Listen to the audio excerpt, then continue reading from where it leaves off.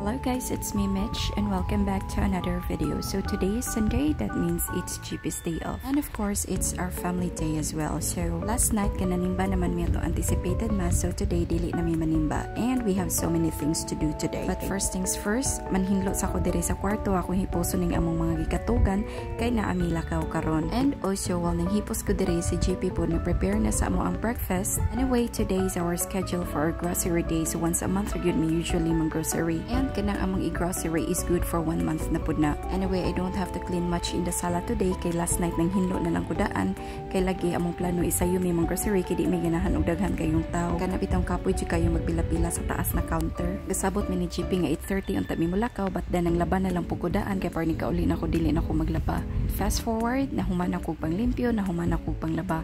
So diri na pud ko sa sala and as I have said nga nahuman ako panglimpyo gabi so mo nang wa na sa kayo buling-buling so mag-retouch na lang pud ko magamay. Eh, diba? Mura lang na akong retouch lang pud ba? I thought nagluto na si GP ganiha wal nang limpyo ko sa kwarto sus pagawas na ko naghigda-higda pa day pud siya sa couch so mo nang karon pa pud siya galuto nagbantay day pud siya kuno ni Eden ganiha nagluto siya o chill po kayo nang higda-higda ra good pod iyang gihigdaan yang gilutuan. Fast forward na human po ko retouch gamay sa sala and ako na pud gipang ilisan akong mga babies while waiting ni GP nga mahuman pud siya og prepare so maning gadwa sa akong mga babies here. Basketball player magkahaning duhan ako ka mga anak na. And moving forward, of course, pag humanig GP o pangandam, nangatang na lang po mi diri sa kalsada, kay manakaya na lang po na. Naana dyan taon ko ulit tawo nga gamay kay kaniyang gipang suot ang iyang mga outfits siya, radyo din tayo magpili-pili na. Bawa na dyan taon mamili na ako ipasuot nga di siya ganahan dili, gud siya mo na siya ray mamili kung sa iyang suoton. And fast forward, di anami sa ICM, ayo ra gani po diring time sa mong pagpagsiray, kay nakabound ko uskan ng Skyflakes na Eden, so mo itong wala dyan siya langi-langi, iyang ikaw ng Skyflakes. Kaya na-adjust tayo ka na bitang mga grocery niya, kinadaghanan siyang tao, murag alingasan siguro ni si Eden. Maglangi other no sahay katugo na po siya kayo mo nang karon gituyo na lang jud namo nga sayo pa kay gamay-gamay pagtaw dali ra ang pila na ba. Ingani na jud pud may mga grocery may magsunod-sunod lagi pud na sila nako. Ang ako ang gusto kay magbuwag mi ni GP kay ako diri siya pud adto arong madali pero di lagi pud siya ganahan kay basin kunong madubli ang mga pangwaon na madugay na noong kuno og samot. Naka-survive jud pud tawon ang duha ka Skyflakes nga akong gidalabaw na laman pero paborito jud kay ni Eden ang Skyflakes o breadstick. May nala pud ni si Austin kay unsay mo ipabuhat niya mosunod jud pud in town basta si GP gani mag-video di gyud na mawa nang iyang selfie nga video di ba sa mo na. May nalagaday po kaya sayo minang grocery karon kay daghan pa kay kapilian ng mga karne kinamo gay usahay nga kana bitang pinilian na dahil pong si Austin na sige ra jud ni sunod-sunod na ho ganiha kay magpapalit dahil po kuno siya sa iyang fries ni request pud siya nga papalit og bibi hotdog sumo nang gipalitan na lang pud in tawon kani nga bibi hotdog kana ganing naay gagmay nga tender juicy nga gisud og cellophane. Austin nagud pegangan nga anak nga bibi hotdog kuno kay na may mga dagko nga hotdog iyang tawag anak mama hotdog ug papa hotdog. Pero bawo na laman kay di gyud siya mukaon basta hotdog nga mga dagko katulad siya niya katong gagmay. So fast forward kita na pud inton siya ning iyang paborito nga Pringles muna inton na mo og likay ani pero nakit-an na dai pud niya. Mao nang muuban jud ni siya basta mang grocery mi kay hasta pud siya mamili pag iyaha.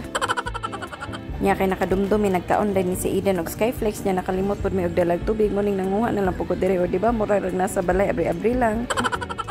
Nya padong na antami sa counter niya nakahinumdum ko atong nabitay trending karon nga tanghulo nibalik na pud mi diri sa prutasan wal nangita ra gud po ko strawberry ug katong green na grapes pero wala may green na grapes available so mao tong kato na lang red ang gipalit nilagi magpa-counter na ta daghan na pud tag malabyan mo ni si Austin na timingan nga man day pud siya pencil case I mean naguba mo tong gipalitan na lang pod and finally nagpa-counter na jud tan mi wa namin naglingi-lingi para ditso na gud mi sa counter.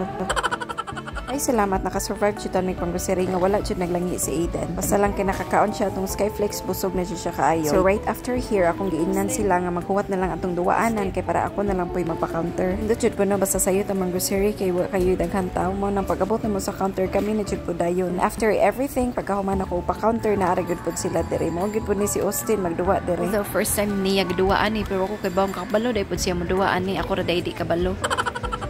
So ani nga time naghuwat na lang pud mi sa mama ni GP na moabot kay manglakaw mi and then ang mga groceries gipakuha na lang nako sa akong papa para iuli sa mong bahay. Hits pa jud si Austin aning carousel kay naay bata nga gaduan then siya ra man isa mo to ako na lang pong gipasakay. Birthday gud pud niyang lipaya sa Eden ta mo ipasakay pero mahadlok man siya mo to wala na lang. And fast forward na jud ang mama ni GP. So karon di ay among asa ka purpose kay manan-aw pud nig aircon. Well, igor gud pud mo tan-aw kay perti man day pong dalara ning aircon di ay. Grabe di na jud mabangbang ang kainit sa panahon karon like duot jud kay sa panit ang ang kainit. Anyway, summer naman jud pud so mo nang party nagajud pong inita. Fast forward manguli na may ani nga time, but before that mga on sa daay pud ko no mi. Mo to naka-decide mi nga diri na lang mi sa mong silingan mga on. Yeah, silingan na kay mi aning Herardas. Ug mauli mi magluto, dili na pud na mo maapa. So mo nang diri na lang pud mi nangaon. Cheese dool ra pud sa mua kay ang mga karning nagipamalit na mo ganiha wala pa na ako mabungkag basin og mabaho. So mo nang nagdali ra pud mi. Silingan ra kayo maning Herardas pero kaduha pa taon ko kakaon ani nga naman jud na no ug asa tay duol mangitag layo ug atupos layo mangitag doon.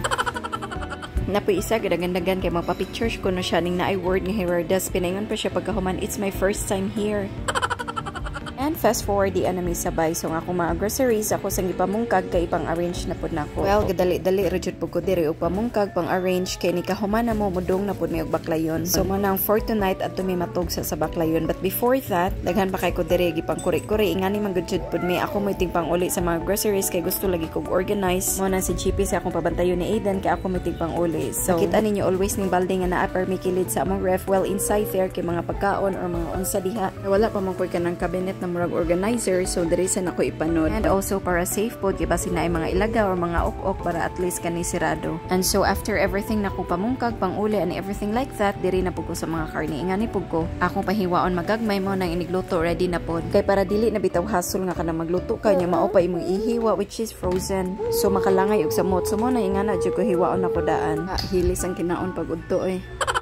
And very fast forward ni abot na gyud pud mi diri sa baklayon. So ganiha ra mi ni abot diri. Nya karon about 5 PM na ni siya modong mi atong sawang kamo sa pangilaag ni among mga babies. Nindot pud ilaag ingaron nadto kay di na po kayo init and then naay dagat relaxing kaayo tan-awon. So kami ra man unta ni GP ang mulaag dadto but then naka-realize mi nga ubano na lang namo sila kay sila na lang among ilaag. So while going there peaceful kayo ang kalsada kay today is Sunday wala kayo daghang sakyanan. Before going to Baluarte ni hapit sa day pud mi aning tempura kay paborito gud jud ni kayo ni Austin. Nya kay Sunday maday karon so manang kinadaghanan po kayong tao. Also na ay mga barbecue diri sa kilid so okay jud kaayo tambayan diri. So there that's the Baclayon, the second oldest stone church in the Philippines right after San Agustin. Tan-aw na lang po si GP sa dagat karon kay plano siya mano but then taud-taud pa man gamay so mo wala siya ning dayon. And look at that very beautiful sunset. Kana bitong magtan-aw ra ka anino ma-relax kayo imong huna-huna. Kinanindutan jud kaayo samot na kana bitong duol jud ka. And also right after ni dong mi diri sa Baluarte nang wala na mi have our dinner and relax magamay before going to bed. Anyways, that's all for today.